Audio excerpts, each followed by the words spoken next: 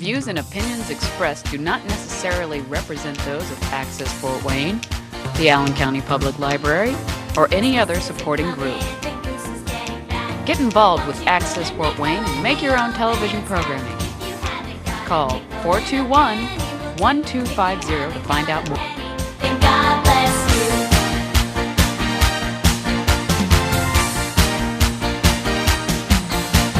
Christmas is a-coming, the snow is on the ground. Elves are wrapping presents and cheer is all around. Santa's getting ready for his sleigh ride tonight. Rudolph is the leader with his nose so bright.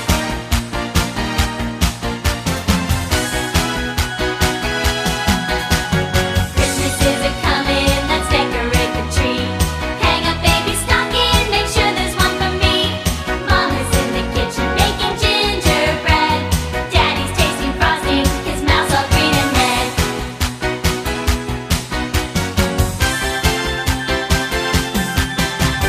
Christmas is a-coming, the goose is getting fat.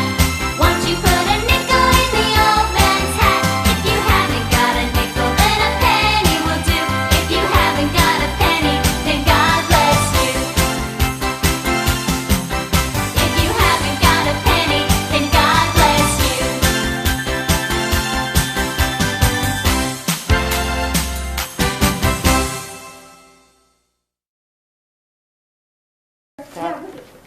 Okay, our next guest is Donnie Foster. Come on up, Donnie. Thanks, Wesley. Thank you very much, Wesley. No problem, thank you. Hey, give a round of applause for that amazing little girl right there. Dude, that was an amazing introduction for me to be able to follow. Now I don't know how to follow it with such an amazing voice because I don't sing, and I don't dance, and I don't play music, so you're kind of going to have to hear me talk. But I'm Pastor Donnie Foster. I run a ministry here in Fort Wayne called Misfits. A lot of people are like, why you call your ministry Misfits? Well, it has an acronym. It stands for Moving in Spiritual Fellowship, including those suffering. A lot of us are out there suffering. I personally myself was homeless when I was 13 years old till the time I was 18 years old in the streets of California. So I understand what it's like to be homeless. I'm also an ex-con. I know what it's like to be in prison. I had a 25 to life sentence. I did 12 and a half years in prison. San Quentin, Folsom, Corcoran, Pelican Bay. But God, there's two words that changed everything. You know, I wasn't raised in a relationship with Jesus Christ. I was raised in a very dysfunctional family, and some of you understand dysfunction. You know, we can sit here with smiles on our face, but some of us have problems behind the scenes that only one person knows about, and his name's Jesus Christ. And so, for me to be able to have a ministry here in Fort Wayne that serves people, we believe in giving you a hand up, not a handout. You know, everybody can come along and give you something. But if they are not offering you hope in Jesus Christ, it's material things. And so what we get blessed here to do in Fort Wayne is on Sunday night at 7 o'clock down here at Fryman Square. For 17 years now, we have been meeting every Sunday night and feeding the homeless and listening to them. We can't fix the problem. There's mental issues. There's abandonment issues. There's just anger issues. There's so many issues out there. And I wanna say, first of all, the rescue mission is amazing. They do a fantastic job here in Fort Wayne. Sometimes there's that one that falls through the cracks. That's the ones that we're after. That one that doesn't fit in a community setting. The one that feels all alone. You know, Jesus left the 99 for the one. So for our ministry personally, we believe that on Sunday night, if you're that one, we have the ability to listen to you and love on you the way Jesus does. So having this ministry, we are a nonprofit now. We have been, again, doing this since my son was 8 years old. He's now 25, and any day now, him and his amazing wife are about to have a grandchild for us. So you know, watching him at 8 years old now, I had breakfast with him a few hours ago, and seeing a young man that has not only the integrity and the character that's developed to be a dad and a husband and a provider, but I've watched his compassion on the streets with homeless people and the least of these. You know, watching your own blood grow up caring about people and wanting to share their toys, share their finances, share the word of Christ, that to me is what blesses me to be the dad to do this kind of ministry. I also have an amazing daughter that just had a little boy named Griffin about 2 weeks ago with her husband. So right now I'm the new grandpa, and my wife and I have been married for over 18 years, and these are her first 2 grandkids, and they're like my 12th or 13th, but they're my first 2. It's kind of hard to explain, but I'm in these 2 babies' lives. I wasn't blessed to be able to do that my whole life because of my own choices. But today we get to make different choices.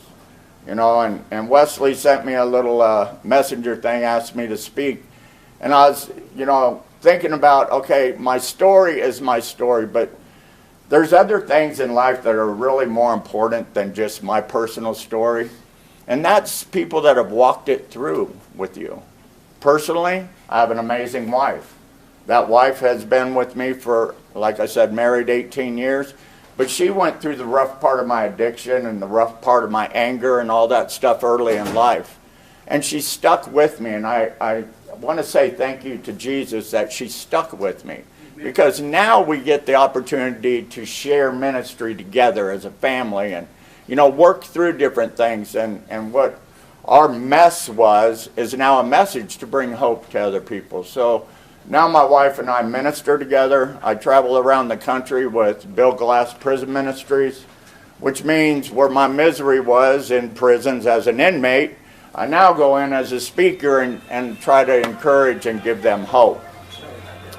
Speaking of Bill Glass just passed away this last week. Bill Glass was a professional Cleveland Browns defensive end that Will Graham, or Billy Graham, actually had met at one time and became an evangelist.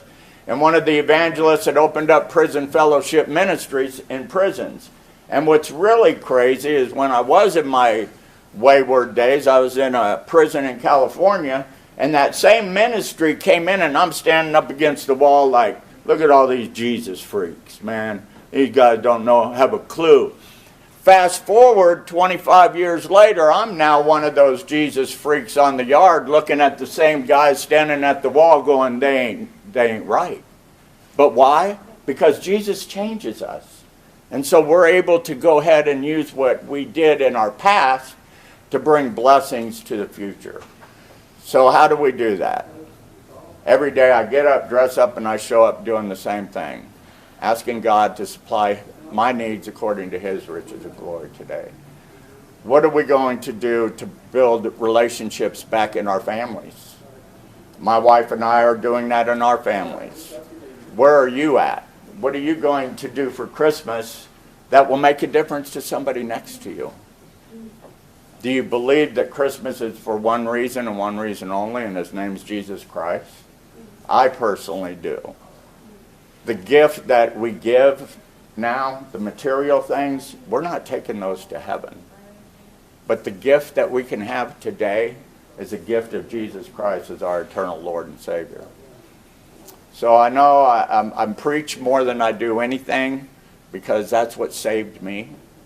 And I want to let people know today that in Fort Wayne, Indiana, this type of a blessing to be able to speak freely and invite others to serve our community out here, that is a huge blessing for Jesus. So again, I have 2 books out. I have one that's called Face Down, the Donnie Foster story. It's very hard. The target audience was those in prisons that didn't understand that there is a God. Wesley's holding it up back there right now.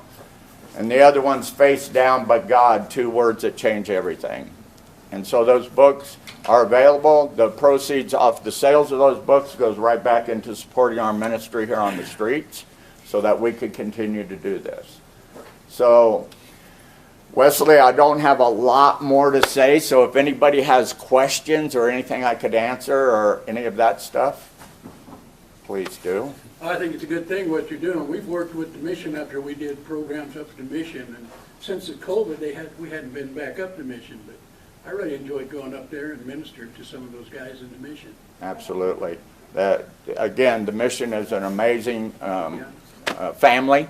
You know, they give you the opportunity to better yourself, and again, I can't wait till COVID gets a little further behind us where we can. I pastor at jails and that thing, so we're not allowed in right now. So, anything else? All right, Wesley. Thank you, Donnie. Thank you.